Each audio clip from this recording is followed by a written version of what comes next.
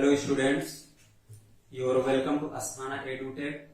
This is Vivek Sachan. आपकी physics बनेगी आसान. Now we are going to discuss about to new topic, formation of image. Rules for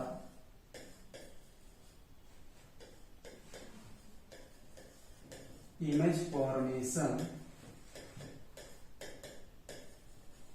in spherical mirror.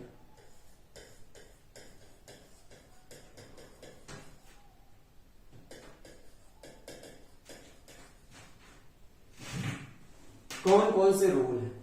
Actual में इसमें 3 rule आपको बताए जाते हैं. फर्स्ट,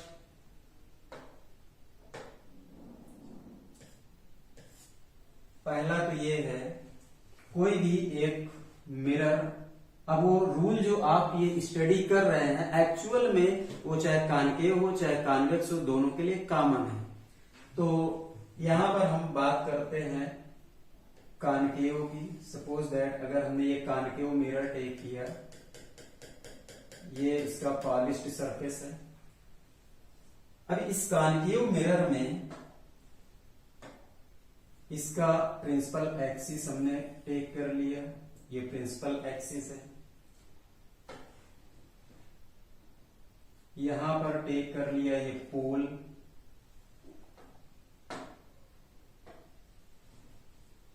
यहां पर हमने ले लिया फोकस,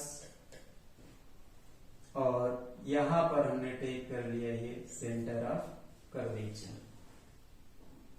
तो ध्यान दीजिएगा, फर्स्ट रूल क्या है, प्रिंसिपल एक्सिस के पैरेलल मूव करने वाली जो रेज हैं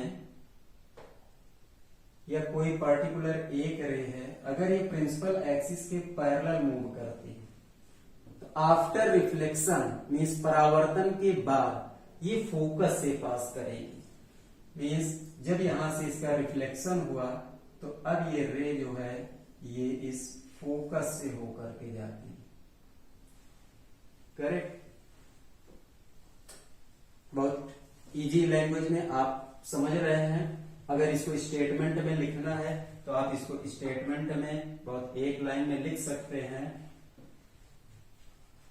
लाइट रे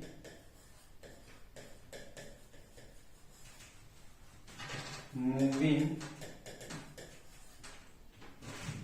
parallel to the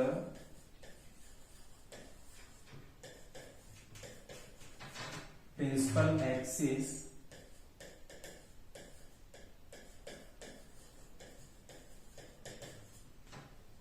correct. Light ray moving parallel to the principal axis, it passes through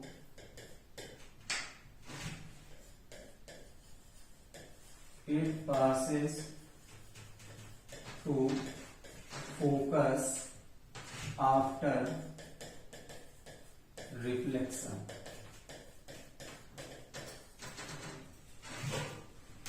means कोई भी लाइट रे है, अगर वो प्रिंसिपल एक्सिस के पैरेलल मूव कर रही है तो रिफ्लेक्शन मीन्स परावर्तन के बाद वो फोकस से पास करेगी.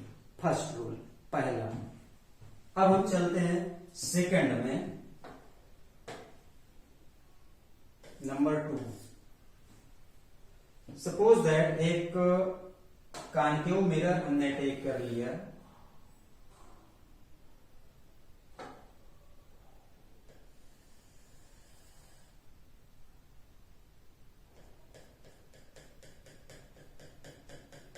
ये इसका एक principal axis,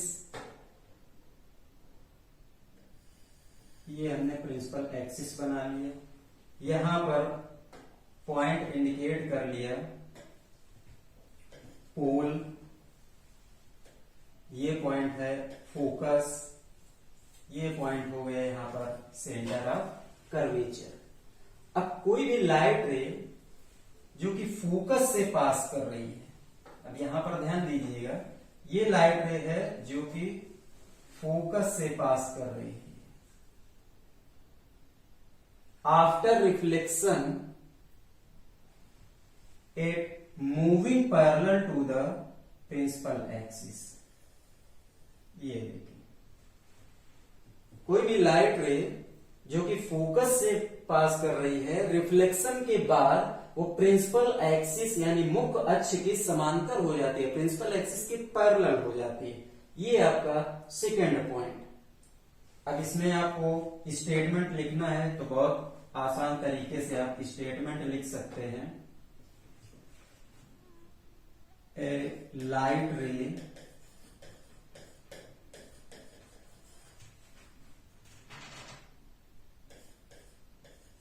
passing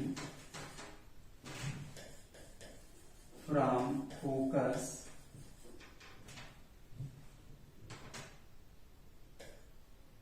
after reflection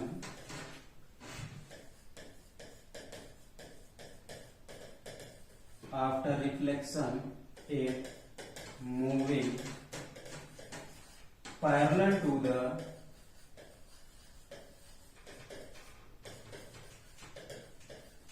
principal axis. Correct, ये है आपका सेकंड। अब आइए हम चलते हैं थर्ड पॉइंट पर।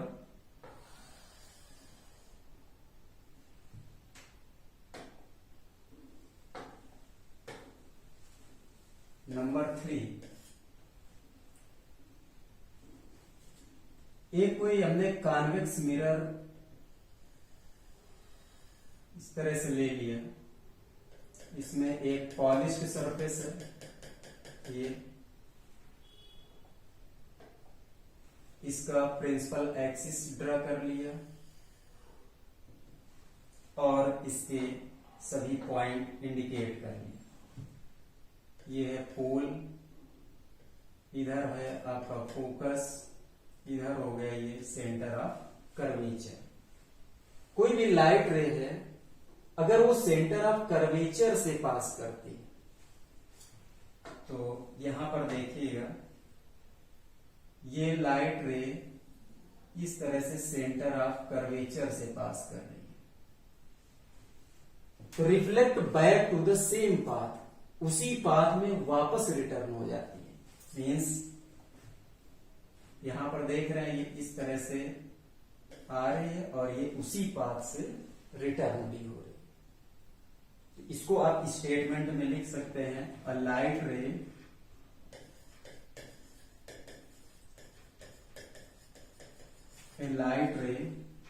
when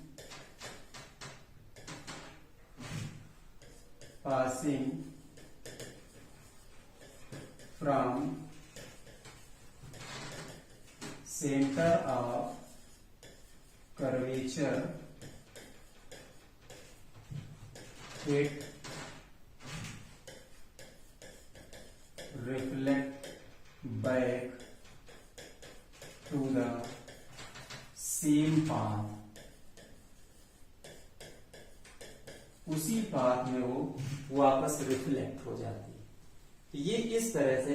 अब यहां पर एक पॉइंट आप और रिप्रेजेंट कर सकते हैं जो बहुत कॉमन पॉइंट होता है, वो ये है फोर्थ पॉइंट। यहां पर देखिएगा बिल्कुल स्पेशल पॉइंट है, एकदम अलग, जिसको आप बहुत पहले से स्टडी करते चले आ रहे हैं। तो ये सपोज दैट यहां पर हमने एक कॉन्वेक्स मिरर टेक कर लिया, कॉनकेव मिरर, सॉरी, इसका एक ये रिफ्लेक्टिंग सरफेस है, एक पॉलिश्ड सरफेस है।